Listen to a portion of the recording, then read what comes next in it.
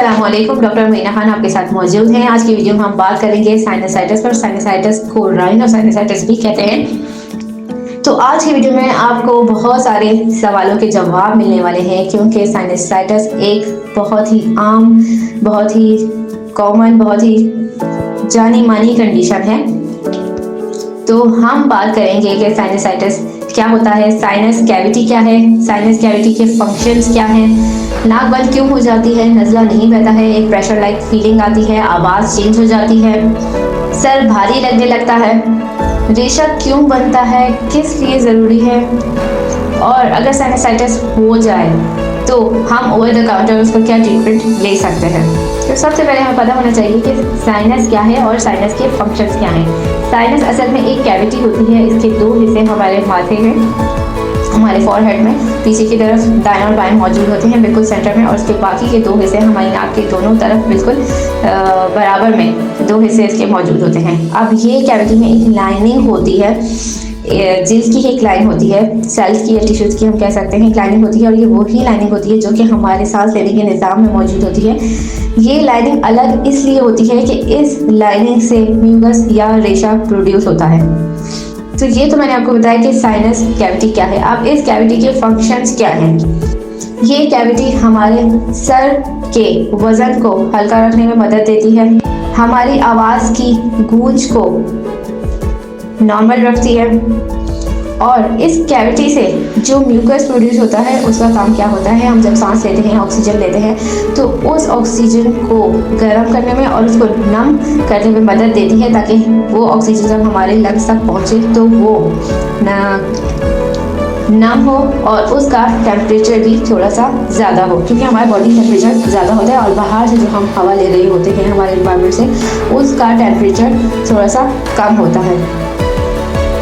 और ये जो म्यूकस या रेशा प्रोड्यूस होता है, इसका दूसरा फंक्शन क्या है कि जब हम सांस लेते हैं, हम हवा जो है वो इनहेल करते हैं, तो उसमें मौजूद अगर कुछ बैक्टीरिया है, कुछ डस्ट है या कुछ फॉरेन पार्टिकल्स हैं, तो उन पार्टिकल्स को या उस डस्ट को या उन बैक्टीरिया को ये म्यूकस ट्रैप करता है, उनको सांस के निज़ाम में हमारे लंग्स में नहीं जाने देता। वैसे आमतौर पर ये म्यूकस या रेशा जो बनता है वो बहुत ही बारीक और पतला बनता है, और ये साइनस कैविटी में फिट नहीं रहता, मतलब साथ साथ अपना काम भी परफॉर्म करता है, और इसके साथ साथ बारीक नालियों से होता हुआ गले के जरिए मैदे में जाता है। तो ये मैंने आपको बताया कि साइनस कैविटी का क्या है, साइनस कैविटी और उसके फंक्शंस क्या हैं, और साथ ही इसमें से जो रेशा निकलता है वो कैसे बाहर जाता है, वो कैसे काम करता है। तो अब मैं आपको बताती हूँ कि साइनसाइटिस क्या है।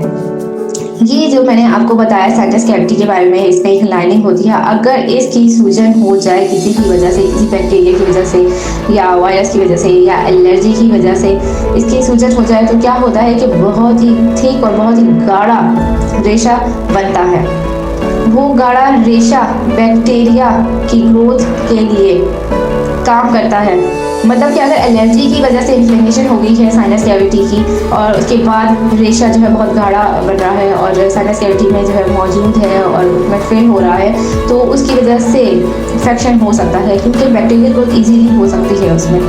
इस इन्फ्लेमेशन की वजह से वो पतली और बारीक नालियाँ जिनसे रेशा हमारे हलक से होता हुआ हमारे मैदे तक जाता है, वो नालियाँ सूजन की वजह से ब्लॉक हो जाती हैं, जिसकी वजह से वो गाढ़ा रेशा इस कैविटी से बाहर नहीं निकल पाता। साथ ही साथ क्या होता है कि हमारी कैविटी में मौजूद जो ऑक्सीजन होती है वो हमारी उस लाइनिंग से, म्यूकस लाइनिंग से या एपिथेलियल लाइनिंग से हमारे ब्लड में चली जाती है, जिसकी वजह से क्या होता है, ऐसा लगता है कि हमारी इस साइनस कैविटी से कोई हवा खींच रहा है, एक नेगेटिव प्रेशर फील होना शुरू हो जाता है, जिसकी वजह से हमारे चेहरे के पिछले हिस्से में दर्द महसूस होता है। ख़ास तौर पर अगर हम झुकते हैं या लेटे हुए होते हैं तो उसमें ज़्यादा प्रेशर फील होता है। साइनस कैविटी के भर जाने की वजह से सर भारी लगने लगता है, आवाज़ की गूंज बदल जाती है।